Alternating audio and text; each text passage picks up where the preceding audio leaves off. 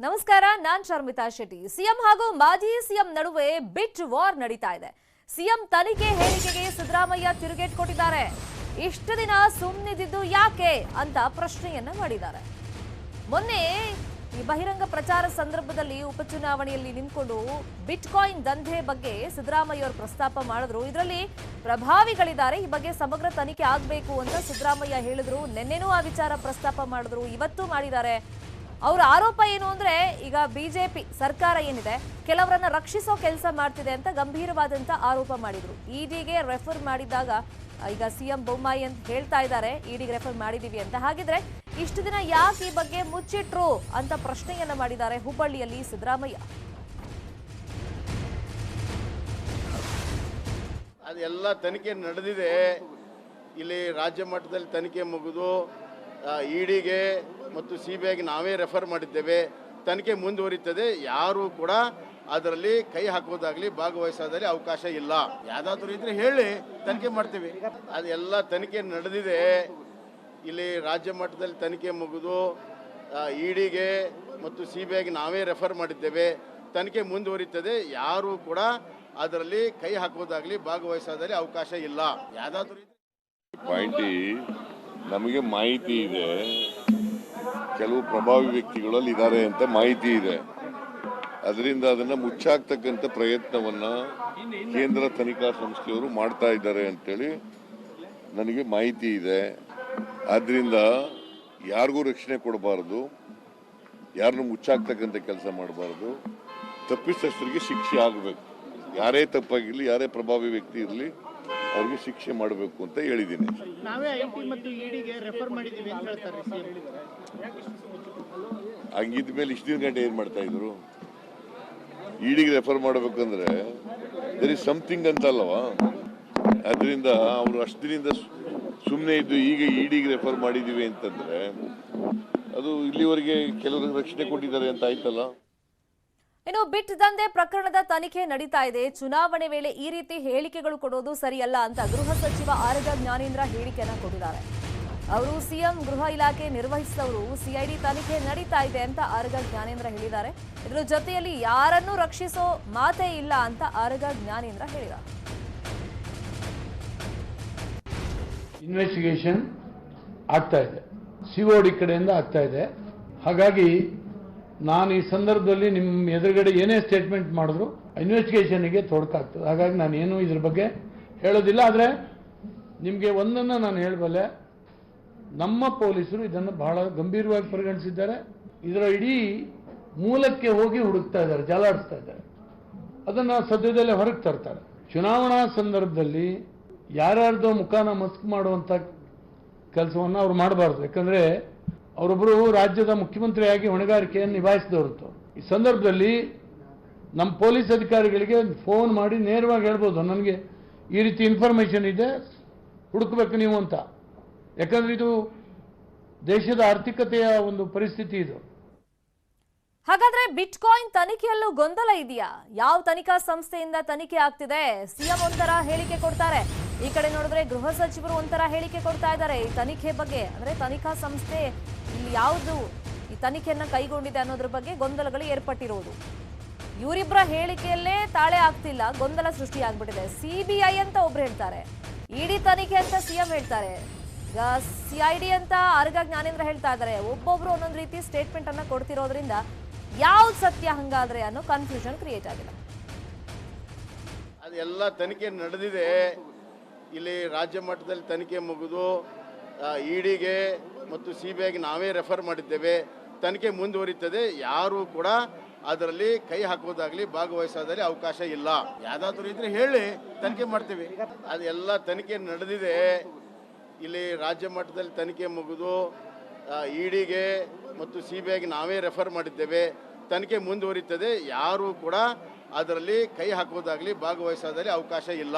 ಯಾವ್ದಾದ್ರು ಇದ್ರೆ ಹೇಳಿ, ತನಿಖೆ ಮಾಡಿ. ಸಿಒಡಿ ಕಡೆಯಿಂದ ಆಗ್ತಾ ಇದೆ.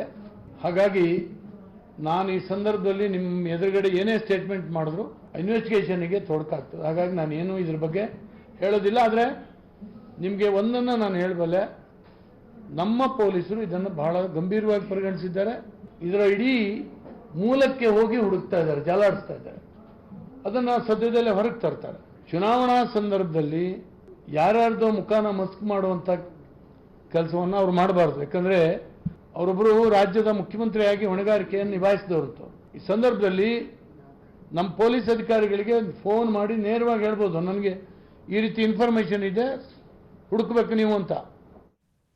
ಶಿಡ್ಲಘಟ್ಟದಲ್ಲಿ ಹಬ್ಬದ ಸಂಭ್ರಮದಲ್ಲಿ ಆಸ್ಪತ್ರೆ ಸಿಬ್ಬಂದಿ ಮೈ ಮರೆತು ಬಿಟ್ಟಿದ್ದಾರೆ. ಶಿಡ್ಲಘಟ್ಟದ ಸರ್ಕಾರಿ ಆಸ್ಪತ್ರೆಯಲ್ಲಿ ಆಯುಧ ಪೂಜೆ ಸಂಭ್ರಮ ಜೋರಾಗಿ ನಡೀತು. ವೈದ್ಯರು ಸಿಬ್ಬಂದಿ ಇಲ್ಲದೆ ರೋಗಿಗಳು ಪರದಾಟವನ್ನು ಪಟ್ಟಿದ್ದಾರೆ. ಆಂಬ್ಯುಲೆನ್ಸ್ ಕೂಡ ಸಕಾಲಕ್ಕೆ ಸಿಗದೆ ರೋಗಿಗಳು ಪರದಾಟ ಪಟ್ಟಿದ್ದಾರೆ. ಈಗ ರೋಗಕ್ಕೆ ಅಥವಾ ಏನಾದರೂ ಎಮರ್ಜೆನ್ಸಿ, ಅಲ್ಲಿ ಹೆಲ್ತ್ ಎಮರ್ಜೆನ್ಸಿ ಈ ಹಬ್ಬ ಮಾಡ್ತಾ ಇದ್ದಾರೆ ಸಿಬ್ಬಂದಿ, ಆ ಟೈಮ್ನಲ್ಲಿ ಆಗಬಾರ್ದು ಅಂತ ಏನಾದ್ರು ಇರುತ್ತಾ? ಹೆಲ್ತ್ ಪ್ರಾಬ್ಲಮ್ ಯಾವಾಗ ಯಾರಿಗೆ ಹೇಗೆ ಬರುತ್ತೆ ಅಂತ ಹೇಳೋಕ್ಕಾಗಲ್ಲ. ನೋಡಿ, ಇಲ್ಲಿ ಆಂಬ್ಯುಲೆನ್ಸು ಸಿಕ್ಕಿಲ್ಲ, ರೋಗಿಗಳು ಪಾಪ ಪರದಾಟ ಪಟ್ಟಿದ್ದಾರೆ. ಆಸ್ಪತ್ರೆ ಸಿಬ್ಬಂದಿ ನೋಡಿದ್ರೆ ಅಲ್ಲಿ ಮೈ ಮರೆತು ಬಿಟ್ಟಿದ್ದಾರೆ. ಆಯುಧ ಪೂಜೆ ಸಂಭ್ರಮ ಅವರಿಗೆ. ಆಸ್ಪತ್ರೆಯ ಬೇಜವಾಬ್ದಾರಿತನಕ್ಕೆ ರೋಗಿಗಳ ಸಂಬಂಧಿಕರು ಆಕ್ರೋಶವನ್ನ ವ್ಯಕ್ತಪಡಿಸಿದ್ದಾರೆ. ಬೆಳಗ್ಗೆ ಒಪಿಡಿ ಚೀಟಿ ಬರ್ದುಕೊಟ್ಟಿದ್ರು ಕೂಡ ಚಿಕಿತ್ಸೆಯನ್ನ ಕೊಡದೆ ವೈದ್ಯರು ನಿರ್ಲಕ್ಷ್ಯ ಮಾಡಿದ್ದಾರೆ. ಹಾಗಾಗಿ ರೋಗಿಗಳ ಸಂಬಂಧಿಕರು ಆಕ್ರೋಶ ವ್ಯಕ್ತಪಡಿಸಿದರು. ಇದೇ ವಿಚಾರವಾಗಿ ಮತ್ತಷ್ಟು ಮಾಹಿತಿಯನ್ನು ಕೊಡೋದಕ್ಕೆ ಫೋನ್ ಸಂಪರ್ಕದಲ್ಲಿ ಜಾಯಿನ್ ಆಗಿದ್ದಾರೆ ನಮ್ಮ ರಿಪೋರ್ಟರ್ ಮನು. ನಾನು ಆಗ್ಲೇ ಹೇಳ್ತಾ ಇದ್ದೆ, ಈ ರೋಗ ಅಥವಾ ಹೆಲ್ತ್ ಎಮರ್ಜೆನ್ಸಿ ಇವರು ಪೂಜೆ ಮಾಡ್ತಿದ್ದಾರೆ, ಬರಬಾರ್ದು ಆ ಥರದ್ದೇನಿಲ್ಲ. ಯಾವ ಟೈಮಲ್ಲಿ ಯಾರಿಗೆ ಬೇಕಾದ್ರೂ ಹೆಲ್ತ್ ಎಮರ್ಜೆನ್ಸಿ ಬರ್ಬೋದು. ಇವ್ರು ಸಂಭ್ರಮ ಮಾಡಲಿ, ಬೇಡ ಅಂತ ಹೇಳಲ್ಲ. ಅಟ್ಲೀಸ್ಟ್ ಪೇಷಂಟ್ಸ್ ಬಂದಾಗ ಅವ್ರನ್ನ ಟ್ರೀಟ್ ಮಾಡಬೇಕಲ್ಲ. ಎಸ್ ಶರ್ಮಿತಾ, ಏನು ಹಬ್ಬದ ಸಡಗರದಲ್ಲಿ ವೈದ್ಯರು ಮತ್ತೆ ಸಿಬ್ಬಂದಿಗಳು ಏನೋ ಒಂದು ಮೈ ಮರೆತಿದ್ದಾರೆ ಅಂತಾನೆ ಹೇಳ್ಬೋದು. ಬೆಳಗ್ಗೆ 10 ಗಂಟೆಗೆ ಆಸ್ಪತ್ರೆ ಕಡೆ ಎಲ್ಲ ಜನರು ಮುಖ ಮಾಡಿರುವಂತದ್ದು. 10 ಗಂಟೆಗೆ ಏನೋ ನಮಗೆ ಚಿಕಿತ್ಸೆ ಬೇಕೆಂದು ಆಸ್ಪತ್ರೆ OPDಗೆ ಬಂದು ಚೀಟಿಯನ್ನು ಬರ್ಸ್ಕೊಂಡ್ರು ಸಹ ಯಾವುದೇ ರೀತಿಯ ಸಿಬ್ಬಂದಿಗಳು ಅವ್ರನ್ನ ನೀವು ಏನಕ್ಕೆ ಬಂದಿದ್ದೀರಾ, ಏನು ನಿಮ್ಮ ಸಮಸ್ಯೆ ಅಂತಾನು ಕೇಳದೆ ಏನೋ ಹಬ್ಬದ ವಾತಾವರಣದಲ್ಲಿ ತೊಡಗಿರುವಂತದ್ದು. ಏನೋ ಗಾಡಿಗಳನ್ನ ಅಂದ್ರೆ ಆಂಬುಲೆನ್ಸ್ಗಳು ಸಹ ಏನು ಪೂಜೆಗೆ ತಯಾರಿ ಮಾಡೋ ನಿಟ್ಟಿನಲ್ಲಿ ಕೆಲವೊಂದು ಆಂಬುಲೆನ್ಸ್ಗಳು ಸಹ ಆಸ್ಪತ್ರೆ ಮುಂಭಾಗದಲ್ಲೇ ನಿಲ್ಸ್ಕೊಂಡು ಏನು ಪೂಜೆಯಲ್ಲಿ ತಲ್ಲೀನರಾಗಿರುವಂತದ್ದು. ಏನು ಬೆಳಿಗ್ಗೆ 10 ಗಂಟೆಯಿಂದ ಸಂಜೆ ಅಂದ್ರೆ ಇಲ್ಲಿನವರೆಗೂ ಕಾಯ್ದರೂ ಸಹ ಯಾವುದೇ ಆಸ್ಪತ್ರೆ ಸಿಬ್ಬಂದಿ ಆಗ್ಲಿ ವೈದ್ಯರಾಗ್ಲಿ ಯಾರು ಸಹ ಏನೋ ಇವ್ರಿಗೆ ರೋಗಿಗಳಿಗೆ ಸ್ಪಂದಿಸದೆ ಏನೋ ನಿರ್ಲಕ್ಷ್ಯ ತೋರಿಸ್ತಾ ಇದ್ದಾರೆ ಅಂತಾನೆ ಹೇಳ್ಬೋದು ಶರ್ಮಿತಾ. ಥ್ಯಾಂಕ್ ಯು ಮನು ಕುಮಾರ್ ತಮ್ಮೆಲ್ಲ ಇನ್ಫಾರ್ಮೇಶನ್ಗೆ. ಮತ್ತಷ್ಟು ಸುದ್ದಿ ನೋಡೋಣ ಬ್ರೇಕ್ ಆದ್ಮೇಲೆ.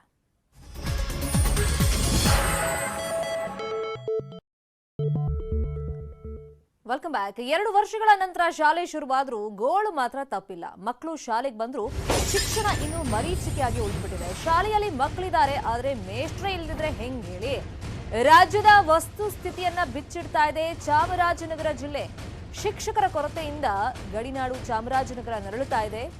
ಇನ್ನು ಜಿಲ್ಲೆಯಲ್ಲಿ ಶಾಲೆಗಳಲ್ಲಿ ಮಕ್ಕಳಿದ್ರೂ ಕೂಡ ಶಿಕ್ಷಕರಿಲ್ಲದಂತ ಪರಿಸ್ಥಿತಿ ಇದೆ.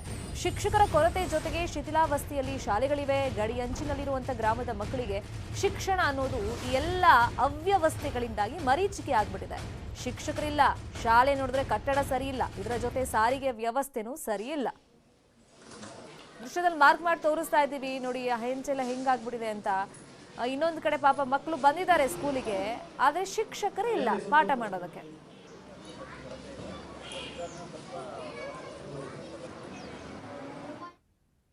ಏನು ಹಳೆಯ ಕಟ್ಟಡಗಳಿವೆ, ಆ ಹಳೆಯ ಕಟ್ಟಡಗಳು ಎಷ್ಟಿದೆ ಅಷ್ಟಷ್ಟೇ ನಿಂತ್ಕೊಂಡಿವೆ. ಎಲ್ಲೋ 1-2 ಬೆರಳೆಣಿಕೆಯಷ್ಟು ಕೊಠಡಿಗಳು ಆಗಿವೆ. ಆದರೂ ಕೂಡ ಅದು ಸಂಪೂರ್ಣವಾಗಿ ಪ್ರಯೋಜನಕ್ಕೆ ಬಂದಿಲ್ಲ. ಬಂದರೂ ಎಲ್ಲರಿಗೂ ಕೂಡ ತೃಪ್ತಿಕರ ಆಗಿಲ್ಲ ಸರ್. ಆಮೇಲೆ ಹೆಚ್ಚಿನದಾಗಿ ಶಿಕ್ಷಕರ ಕೊರತೆ ತುಂಬ ಇದೆ ಗಡಿ ಭಾಗದಲ್ಲಿ.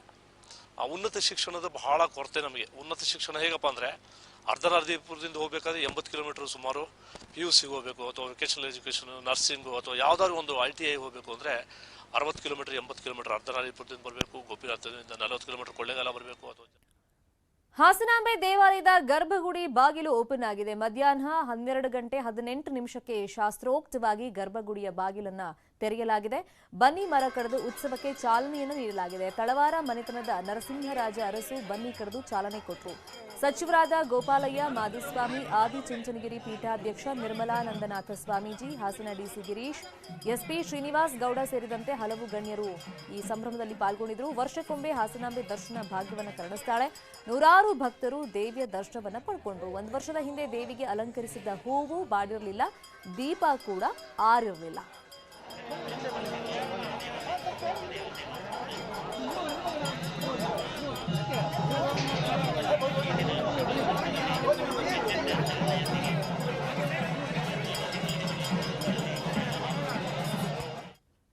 ಮತ್ತಷ್ಟು ಸುದ್ದಿ ನೋಡೋಣ ಬ್ರೇಕ್ ಆದ್ಮೇಲೆ.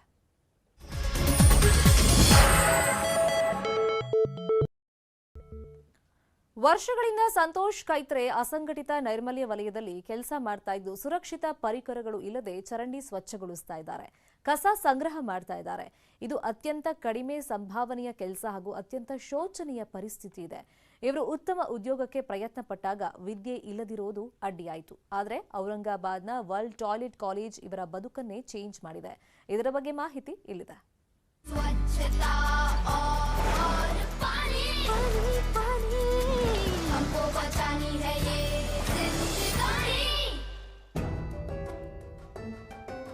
मेरा नाम संतोष अशोक खेत्रे, मैं आरसूल चेतना नगर में रहता हूँ। मैं सैनिटाइजर वर्कर का काम करता हूँ।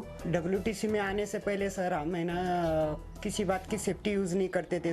जैसा काम मिला वैसा अपना काम करने में बम्बू स्टिक लिया, चौकअप निकाल दिया, हाथ में ग्लोव्स नहीं था, मास्क नहीं था मुँह पे, और ना गम शूज़ कुछ भी नहीं था। हम सीधा निकल जाते थे साइड पर। हाँ, उसका 300-400 मिल जाता था एक दिन का समझो।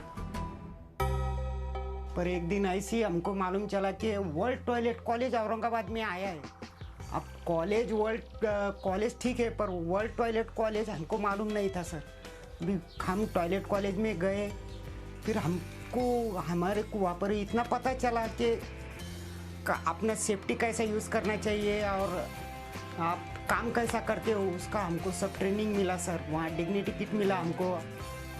हमारा एक बचत गट है सर हमारा औरंगाबाद का, तो वो बचत गट के माध्यम से हम सब अभी रॉड मशीन मिली है, बच्चन साहब ने जो दी है हमको, वो मशीन के माध्यम से हम काम कर रहे हैं सर। अभी फैमिली में अच्छा बदलाव हुआ है। पहले जैसा अभी 200-400 का काम नहीं आता है, अभी 700-800-900 का काम आता है। थोड़ा बदलाव हुआ है, चेंज। फैमिली भी अच्छी है। अभी तो मैं ये काम कर रहा हूँ, पर मेरे बच्चों को मैं अच्छा पढ़ाऊँगा और अच्छा पढ़ा के मैं मेरे बच्चों को ये काम नहीं करने दूंगा सर। उनको अच्छी पढ़ाई करूँगा और ज़्यादा से ज़्यादा मेरे हिसाब से जितना होगा मैं उतने उनको शिक्षा दूंगा सर, और उनको अच्छा कुछ ना कुछ तो भी बनाऊंगा सर। स्वच्छता और पानी, पानी हमको बचानी है ये जिंदगानी। ಇದು ಸದ್ಯದ ನ್ಯೂಸ್ ಅಪ್ಡೇಟ್ಸ್. ನೋಡ್ತಾರೆ ನ್ಯೂಸ್ 18 ಕನ್ನಡ. ಜಾಲ ನಮ್ಮದು, ಬಲ ನಿಮ್ಮದು.